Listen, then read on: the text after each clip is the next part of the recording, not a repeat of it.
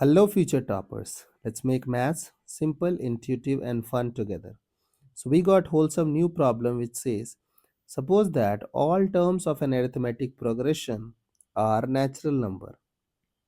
So, if all terms of an arithmetic progression is a natural number, this means that the common difference will also be a natural number. Okay, and it should be increasing, means d should be positive. If the ratio of sum of 7 terms, sum of first 7 term yani S7, ratio of S7 terms to the sum of first 11 term S11 equals 6 is 6 by 11. Okay, and also they are saying that, wait a moment, and the seventh term lies between this. So your A7 lies between 140 and 130. Okay, then the common difference of the AP is, so you have to find out the common difference of the given AP. Okay, so look at this, how we will proceed. So we are talking about S7. So can I write 7 by 2 into 2A plus 6D and minus 1D upon 11 by 2 into 2A plus 10D,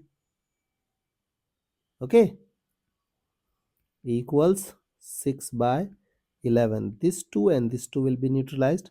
This 11 and this 11 will be neutralized. Okay, so we have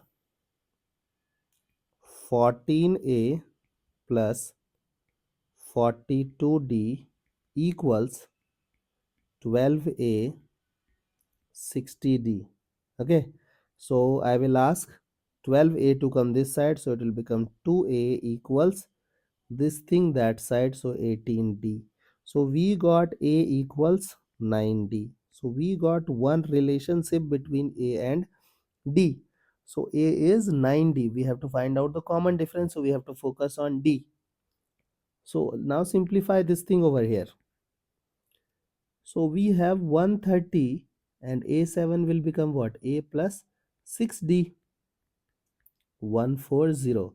So A is 9D. So can I write 130 9D plus 6D, because we have to focus on D only, है ना? That's why we have converted inequality into D's. So 130, 15D and 140. Now we will divide all side by 5.